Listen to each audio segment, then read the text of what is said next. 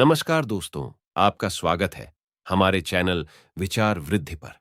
दोस्तों, आज का यह वीडियो बहुत ही ज्यादा खास होने वाला है।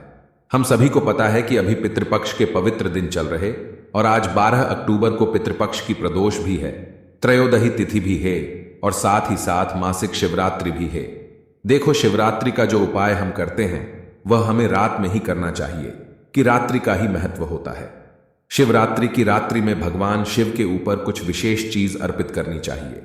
आज का दिन बहुत ही शुभ है क्योंकि आज पितृपक्ष की शिवरात्रि है और आज के दिन गुरुवार का दिन भी है, तो आपको बहुत ही प्यारे से उपाय करना है। आज के इस पूरे वीडियो में 3 बहुत ही सुंदर से उपाय के बारे में हम बात करेंगे। पहला उपाय वर्ष कपि वाला उपाय है, जो कि आपके घर की सारी परेशानियों को दूर करने वाला है, आपके घर के पितरों को प्रसन्न करने वाला है। और यह उपाय केवल और केवल आपको मासिक शिवरात्रि, जो कि पितृपक्ष की है और जो अभी अमावस्या आएगी ना, उस दिन भी आप ये उपाय कर सकते हैं। देखो, पहला उपाय बहुत ही ज्यादा खास है। दूसरा जो उपाय होगा वो मात्र एक फूल से और एक लौटे जल से आपके पितृ कैसे तृप्त होते हैं, कैसे प्रसन्न हो जाते हैं, इस शिवरात्रि पर आपको रात्रि में करना है। और तीसरा जो उपाय, वह आपको बेलपत्र और महामृत्युंजय मंत्र का जाप करने वाला, किस्मत को चमकने वाला एक महा उपाय करना है। तो देखो, 3 उपाय के बारे में आज के इस वीडियो में हम बात करेंगे।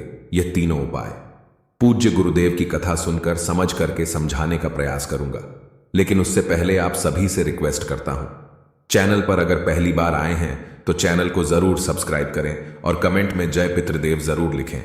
देखिए, हम बात करते हैं सबसे पहले उपाय की। यह उपाय है वृक्ष कपि वाला उपाय। देखो, करना क्या है, आपको लेना है इस उपाय के लिए क्या क्या चीज लेनी है।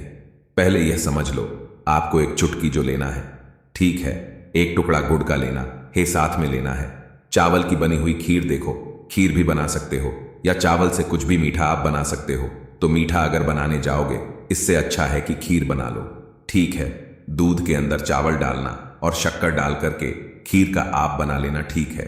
खीर बना लेना। चौथी जो चीज होगी वो आपको लेनी है रोटी। और रोटी के आप जैसे कि रोटी बनाओगे ना, तो हो सके तो बिना नमक की रोटी बनाना। रोटी आप जैसे पूरी बनाओगे और उसी रोटी के 2 टुकड़े आपको कर लेना है।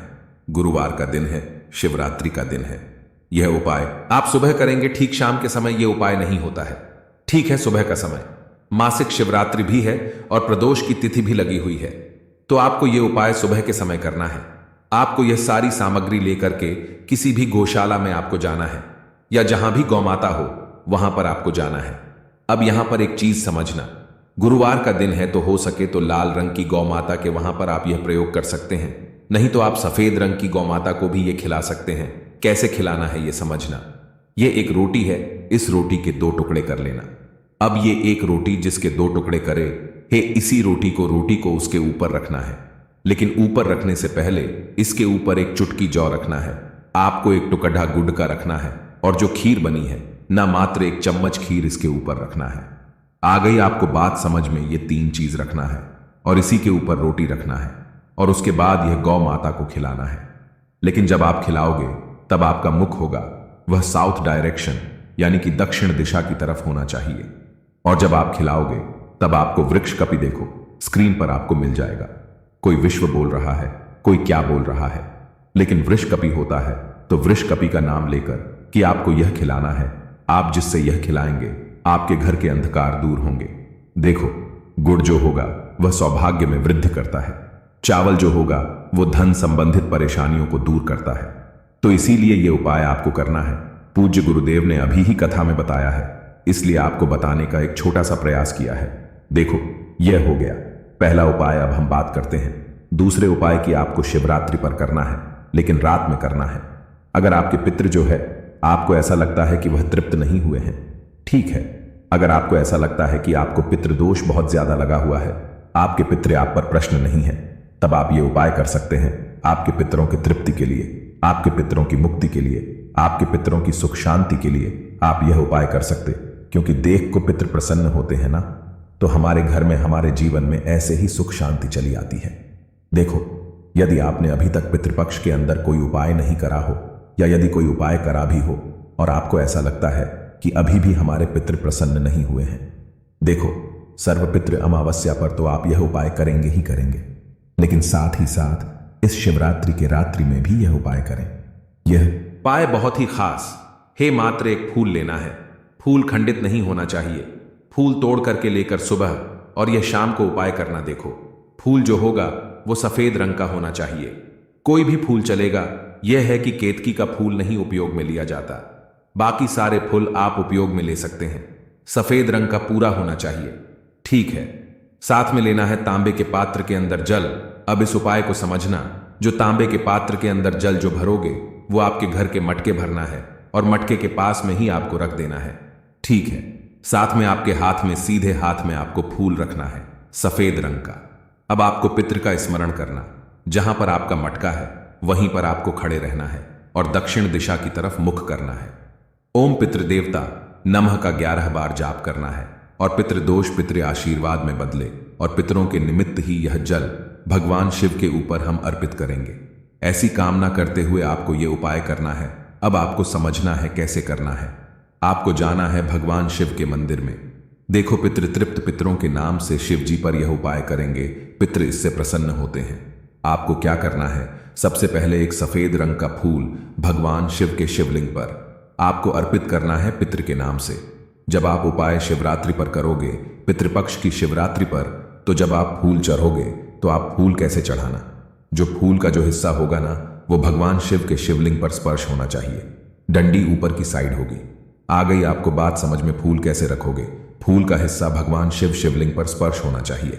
अब आपके पास एक लोटा जल जो है वो फूल के ऊपर बिल्कुल पतली धरा से गिरना, और फूल गिरना नहीं चाहिए, इसलिए बिल्कुल पतली धरा से थोड़ा थोड़ा जल करके आपको पूरा जल आपको अर्पित करना है।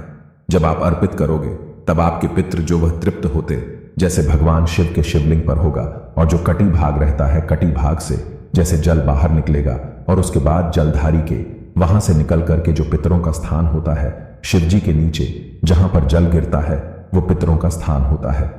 जैसे ही वह जल पितरों के नाम से अगर शिव जी पर चढ़ता है और पितरों के स्थान पर ही गिरता है तो इससे पितृ तृप्त हो जाते हैं। तो ये उपाय बहुत ही खास है।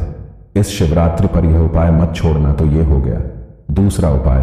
अब हम बात करते हैं तीसरे और अंतिम उपाय की, जो कि है सबसे ज्यादा विशेष। देखो, ये आपको करना है पीले चंदन से, और आपको करना है बेलपत्र से। बेलपत्र नहीं मिल पाता है तो भगवान शिव के मंदिर से जाकर के लेकर के आ जाना और धो देना, और उसका प्रयोग आप कर लेना। देखो किस प्रकार से करना है। तांबे का पात्र लेना, उसके अंदर जल भरना। ठीक है। बेलपत्र लेना और साथ में पीला चंदन लेना। ठीक है। अब आपको क्या करना है? भगवान शिव के मंदिर में आपको जाना है। अब आपको क्या करना है? बेलपत्र खंडित नहीं लेते हैं, विशेष ध्यान रखना। अगर बेलपत्र खंडित होगा तो आपका उपाय कोई काम का नहीं होगा। इससे तो उपाय भले मत करना, लेकिन खंडित बेलपत्र आपको उपयोग में नहीं लेना है। बेलपत्र लेना। बेलपत्र की जो चिकनी वाली साइड है, जहां पर यह 3 पत्तियों का समागम होता है, जो मिलती है, तीनों पत्तियां से जुड़ती हैं। ये जो बीच का पॉइंट है, यहां पर आपको पीला चंदन लगाना है। आगे आपको बात समझ में, एक चुटकी पीला चंदन के अंदर थोड़ा सा जल मिलना, और सीधा हाथ की चिट्ठी उंगली के पास वाली जो उंगली है, जिससे अनामिका उंगली कहते हैं, अनामिका उंगली में आपको पीला चंदन लगाना है, और बीचों बीच में आपको पीले चंदन की टिक्की आपको लगा देनी है। ठीक है। अब देखो, यह आपको सीधे हाथ में रखना है बेलपत्र, और उसके बाद महामृत्युंजय मंत्र का 108 टाइम्स आपको जाप करना है। देखो, पूज्य गुरुदेव जी ने 108 बार ही बोला है, इसीलिए कह रहे हैं 108 बार ही बोलना, नहीं तो 11 बार भी बोल सकते हैं, 21 बार भी बोल सकते हैं, लेकिन पूज्य गुरुदेव ने 108 का बोला है तो 108 बार आपको जाप करना है।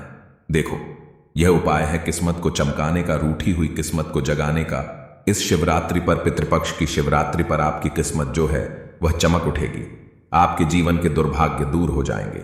ओम त्र्यंबकम याजायंकम सुगंधिम पुष्टिवर्धन उर्वाकु वंदनाथ मृत्यु और मोक्ष अमृतात्। इस मंत्र का, इस श्लोक का 108 बार आपको जाप करना पड़ेगा। देखो, कई बोलेंगे कि भैया हम जाप नहीं कर सकते हैं। तो देखो, अगर आप जाप नहीं कर पाते हो ना, तो आप यह उपाय मत करना। दूसरा उपाय सबसे सर्वश्रेष्ठ है, सिंपल सा उपाय है, वह आप कर लेना। इस उपाय को छोड़ लेना। ठीक है। ठीक है। अगर आप जाप कर सकते हो तो यह उपाय भी आप कर सकते हैं। पीला चंदन मिश्रित यह जो बेलपत्र है, यह आपको भगवान शिव के शिवलिंग पर उल्टा अर्पित कर देना है। और तांबे के पाथ्य के अंदर जो जल है वह आपको भगवान शिव के शिवलिंग पर श्री शिवाय नमस्तभ्यं का जाप करते हुए आपको अर्पित कर देना है। बस इतना सा उपाय करना है, आपका भाग्य जो है वो चमक उठेगा, आपके जीवन से दुर्भाग्य जो है वो दूर हो जाएंगे।